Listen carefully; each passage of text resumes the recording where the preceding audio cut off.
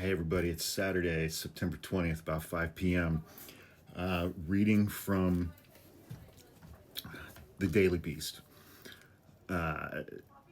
Trump's Department of Justice cannot tie the suspected killer of Charlie Kirk to any left-wing organizations the way MAGA wants them to. Investigators have yet to turn up evidence that suspect Tyler Robinson was connected to any left-wing groups or organizations. None. Zip. Nada. And I think it was in the article I covered earlier this week by Ken Klippenstein, a comprehensive search of Tyler Robinson's Discord chats found that he didn't discuss politics at all. He mentioned Joe Biden's name one time 5 years ago, following the 2020 election. He mentioned Donald Trump's name one time 6 years ago during Donald Trump's last impeachment, I think. I think we may be looking at a situation where this kid was almost apolitical. He was neither on the left nor the right. He just thought that Charlie Kirk was a fucking asshole and didn't like the things that he said. Reading from the article, there is nothing to suggest that the suspected killer of conservative influencer Charlie Kirk, 22-year-old Tyler Robinson, was connected to any left-wing groups, according to investigators who are investigating the killing. 3 Justice Department officials working on the case spoke with NBC News. They reported this first earlier today, and one of them said, quote, "Thus far, there is no evidence connecting the suspect with any left-wing groups," adding, "There is every indication that this was one guy who did one really bad thing because he found Charlie Kirk's ideology personally offensive," close quote. The officials also voiced that it would be difficult to bring federal charges against Robinson, as Robinson allegedly committed the crime in Utah and is a resident of Utah. There was no interstate travel or anything like that. Furthermore, Kirk was an influencer activist and was not an elected official. He held no political office. The Justice Department spokesperson officially declined to comment on the case as an ongoing investigation. So there are some people connected to the investigation that are leaking to the press. And the DOJ official spokesperson declined to comment for this article. Robinson's alleged motives remain unknown, though the indictment against him says his Republican mother described him as moving to the left. And remember, I talked about that earlier this week. I don't know if it's the case here, but I've seen TikToks from multiple former Mormons who have said in circumstances like this, the family will kind of circle the wagons and consult with their local bishop and do absolutely everything in their power to protect and preserve the reputation of the Mormon church, even if it means throwing one of their own kids under the bus.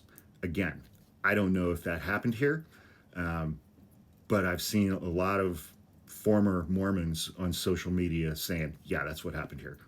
So I will defer to them.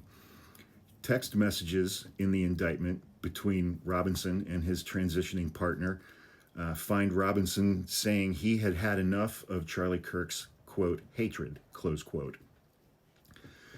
Charlie Kirk's murder is being used by the Trump administration to threaten crackdowns on left-wing groups.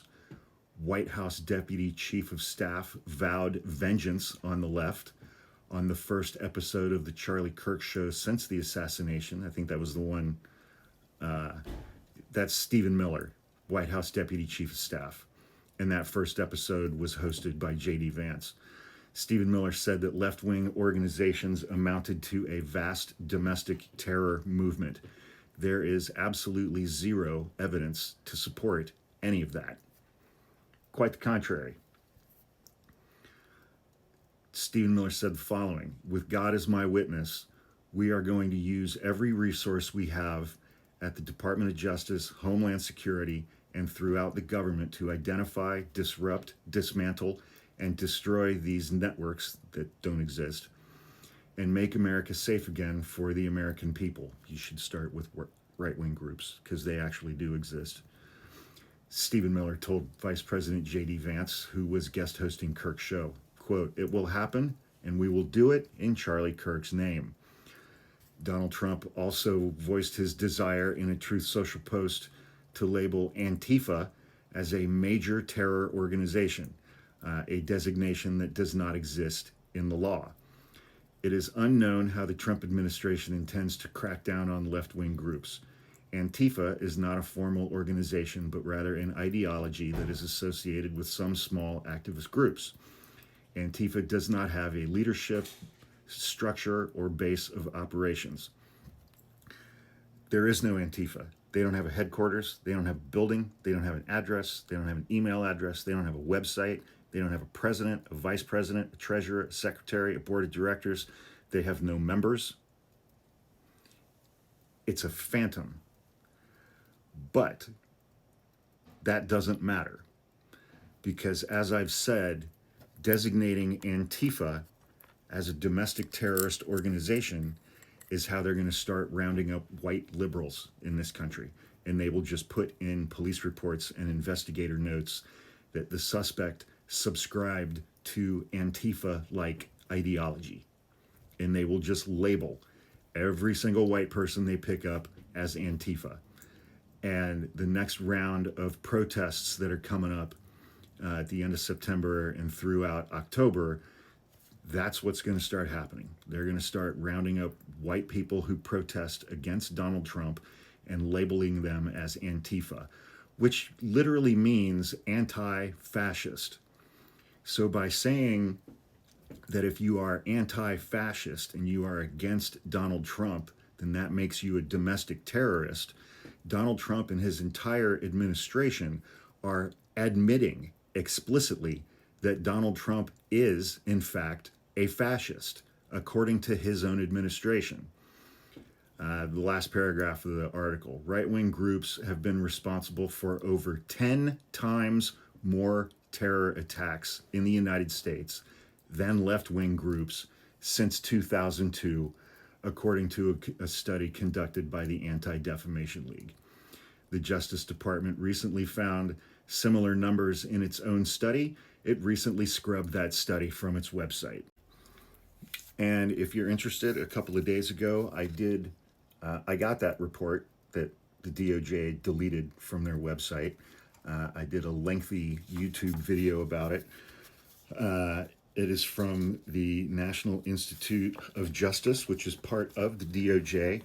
And the first paragraph of that article reads as follows. Militant, nationalistic, white supremacist, violent extremism has increased in the United States. In fact, the number of far-right attacks continues to outpace all other types of terrorism and domestic violent extremism. Since 1990, far-right extremists have committed far more ideologically motivated homicides than far-left extremists, including 227 attacks which took more than 520 lives. In this same period of time, far-left extremists committed 42 ideologically motivated attacks that took 78 lives. So the DOJ deleted that report from their website, right-wing violence.